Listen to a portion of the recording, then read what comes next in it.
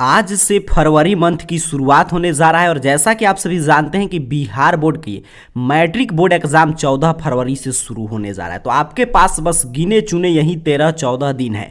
तो अभी के इस वीडियो में हम लोग समझेंगे कि जितने भी विद्यार्थी बिहार बोर्ड से मैट्रिक की बोर्ड एग्जाम में सम्मिलित होने जा रहे हैं तो आपको 1 से लेकर 14 फरवरी तक कैसे पढ़ना चाहिए, अर्थात कि अगर आप अभी तक जिस रूप में पढ़ाई करते आ रहे हैं उसमें क्या क्या आपको बदलाव करने की आवश्यकता है, जिससे कि आपका जो भी ड्रीम है बिहार टॉपर बनना या 400 से अधिक अंक लाना उसे आप पूरा कर सकते हैं। और इसी वीडियो में वो भी सॉल्यूशन मैं दूंगा कि जो विद्यार्थी को डर लग रहा है कि मैं फेल तो नहीं कर जाऊंगा, तो वो बचे हुए 14 दिन में क्या पढ़ ले जिससे कि उनका आसानी से फर्स्ट डिवीजन अर्थात कि 60% से ज़्यादा स्कोर आ जाए। तो ध्यान से समझिएगा और सिर्फ समझने से नहीं होगा बल्कि ये वीडियो में जो बताया जाएगा उसको आपको पालन करना है। आपकी तैयारी बिल्कुल शानदार हो जाएगा। मात्र 14 दिन एक काम करना है, आपकी तैयारी पर इसका काफ़ी शानदार इफेक्ट बढ़ने जा रहा है, क्योंकि इंतजार करने वालों को सिर्फ उतना ही मिलता है जितना कोशिश करने वाले छोड़ कर जाते हैं। तो आपको बस अब बचे हुए 14 दिन जैसे मैं बताने जा रहा हूं वैसे आपको पढ़ाई कर लेना है। सबसे प्रथम बात कि अब आपको नया कुछ भी पढ़ने की आवश्यकता नहीं है। अब जो भी आप पढ़ लिए हैं बस उसी का आपको रिवीजन करना है। आपको नया अब कुछ पढ़ने के लिए समय नहीं रहा, क्योंकि अगर मान लीजिए आप 40% 50% सिलेबस ही कवर कर पाए हैं फिर भी आपको उसी को बार बार रिवीजन करके उसको पूरा कॉन्सेप्ट को क्लियर कर लेना है। क्योंकि आप जानते हैं 2 गुने विकल्प हैं आपके प्रश्न का, आधा आपको ऑब्जेक्टिव में और सब्जेक्टिव में, दोनों में आपको छोड़ देना है। तो आपको बस जो पढ़ लिए उसका रिवीजन करेंगे ताकि उससे जो प्रश्न आए अपने को नहीं छोड़ना है। तो बस पहला नंबर बात आपको अब ध्यान रखना है कि जो पढ़ लिए है उसी का बार बार रिवीजन कीजिए। और सबसे महत्वपूर्ण बात जो मैं पहले से आपको जानकारी देते आ रहा हूं कि आपको अब एडमिट कार्ड के अनुसार पढ़ाई करना है। एडमिट कार्ड के अनुसार पढ़ाई कैसे करेंगे सर? तो मान लीजिए अगर आपका एग्जाम प्रथम पाली में है तो आपको डेली 9:30 से लेकर और 3 घंटा आपको पढ़ाई करना ही है। ये काम जरूर आप कीजिएगा। भले ही आप कितना भी पहले से तैयारी कर चुके हैं, आप कुछ नहीं पढ़े हैं, तभी आपको प्रतिदिन जिस पाली में आपका एग्जाम है, एडमिट कार्ड आ चुका है, अगर आपका एग्जाम प्रथम पाली में है तो प्रतिदिन आपको 9:30 से पढ़ाई करना है।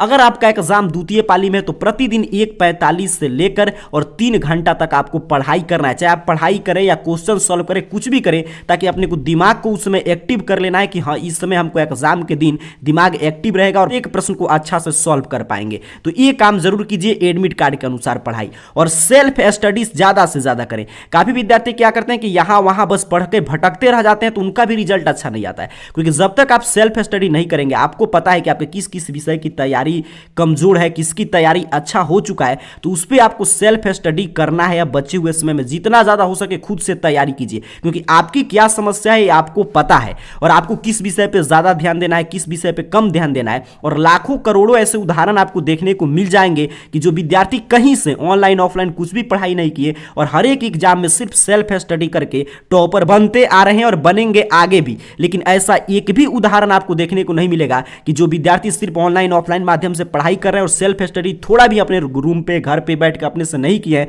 तो वो कभी भी टॉपर नहीं बनते हैं। तो आपको सेल्फ स्टडी ज्यादा से ज्यादा करना है, क्योंकि आपको अपना समस्या मालूम है, आपका किस विषय की तैयारी कमजोर है, तो उस पर आपको ज्यादा ध्यान देने की आवश्यकता है। और उत्तर लिखने का प्रयास करते रहे। आंसर राइटिंग एक कला है जिसको आपको डेवलप करना है। आपको बार बार कोई भी प्रश्न आप पढ़े याद किए तो उसको कैसे आप उत्तर लिखेंगे ताकि उससे आपको अच्छा अंक मिले, इसको भी आपको ध्यान रखना है। और ऑब्जेक्टिव जब भी आप बना रहे होंगे तो उसको OMR सीट पे भरने का प्रयास करना है, जिससे कि एग्जाम में गोलक भरने में आपको कोई भी दिक्कत नहीं हो। और उत्तर लिखने का बचे हुए समय में अभ्यास करेंगे, इससे बहुत सारे बेनिफिट है। एक तो आंसर राइटिंग आप कैसे करेंगे ये आप सीखेंगे। दूसरा, जो प्रश्न आप याद किए हैं उसको लिख लेंगे तो आपको हमेशा के लिए याद हो जाएगा। एग्जाम में वो प्रश्न आएगा तो आपको सोचना नहीं पड़ेगा कि कहां से उत्तर लिखना शुरू करें और कहां पे खत्म करें। तो उत्तर लिखते रहना है और जितना पढ़ सकते हैं अब उतना पढ़ें। अब कितना घंटा पढ़ेंगे इसका कोई भी लिमिट नहीं है, क्योंकि अब समय बिल्कुल गिना चुना कुछ घंटा ही आपके पास। तो जितना देर आप पढ़ सकते हैं, जितना आपके अंदर क्षमता है, तब तक बस आपको पढ़ाई करते रहना है।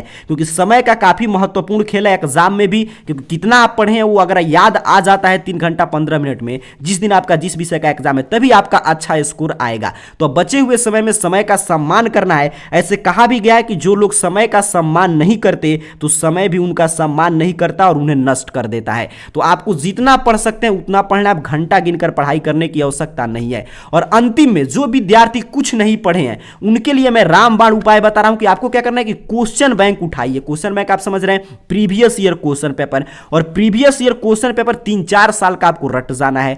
मॉडल पेपर आपके 2019, 21, 22 का रट जाना है। सेंटअप एग्जाम का क्वेश्चन पेपर 2-3 साल का है, उसको भी आपको रट जाना है। और इससे, और जो विद्यार्थी ये सभी याद कर चुके हैं वो टेक्स्ट बुक बार बार पढ़ेंगे। जो आपको ओरिजिनल बुक है हिंदी, संस्कृत, विज्ञान, मैथ का, उसका बार बार रिवीजन कीजिए। टेक्स्ट बुक काफी महत्वपूर्ण है, क्योंकि आप देखते हैं हिंदी में, संस्कृत में, विज्ञान में, सामाजिक विज्ञान में बीच से लाइन उठाकर पूछा जाता है। उस प्रश्न का जवाब आप तभी दे पाएंगे जब आप टेक्स्ट बुक पढ़ रहे हैं। आप गेस पढ़ रहे हैं, क्वेश्चन बैंक पढ़ रहे हैं, मॉडल पेपर पढ़ रहे हैं, सेंटअप एग्जाम क्वेश्चन पेपर या किसी का भी गेस आप पढ़े, वो लोग कहां से प्रश्न लाते हैं? कोई भी उसी टेक्स्ट बुक से ही प्रश्न लाता है जो आपके सिलेबस का एससीईआरटी का बुक है। आपके मन में आएगा कि क्वेश्चन बैंक कहां से मिलेगा, तो क्वेश्चन बैंक का बुक से आप स्टडी कर सकते हैं। मॉडल पेपर तो पूरा मैं 2019 से लेकर 2022 तक का मॉडल पेपर जो हम लोग डेली शाम में 6:30 PM पे क्लास करते हैं, उसमें हम लोग वहीं तो चर्चा कर रहे हूं, मैं आपको पढ़ा चुका हूं। तो इसी चैनल पे जो जो क्लास आया है पीछे शाम 6:30 PM वाला, उसको आप देख लीजिए। और सेंटअप एग्जाम का क्वेश्चन पेपर भी इसी चैनल पे अवेलेबल है, वहां से आप देख सकते हैं। और टेक्स्ट बुक जो भी आप रखें, लेकिन पहले आपको क्वेश्चन बैंक 3-4 साल का याद कर लेना है,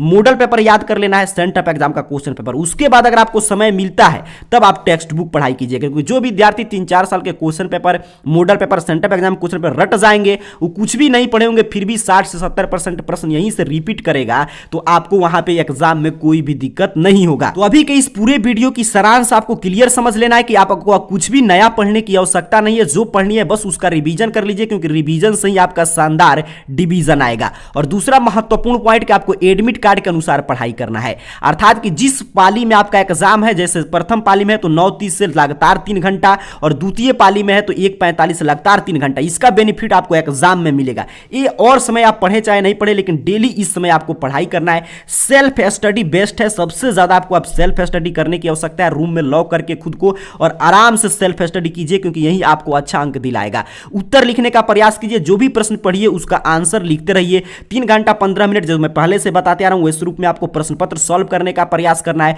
और ऑब्जेक्टिव बनाना है ओएमआर शीट पर, और सब्जेक्टिव आपको बनाना है जो आपका कॉपी है बिहार बोर्ड का, उसी कॉपी पे उत्तर लिखने का प्रयास करना है।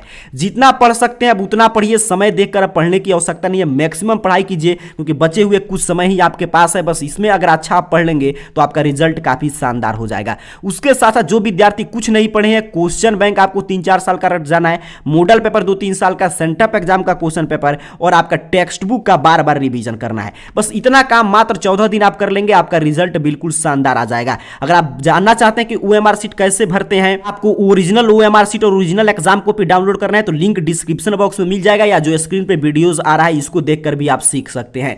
तो उम्मीद कर रहा हूं आप समझोगे कि 14 दिन आपको कैसे पढ़ाई करके शानदार रिजल्ट लाना है। तो इसी रूप में पढ़ाई कीजिए। आप सभी छात्र छात्राओं का रिजल्ट काफी शानदार आए, इन्हीं शुभकामनाओं के साथ आप सभी को बहुत बहुत धन्यवाद।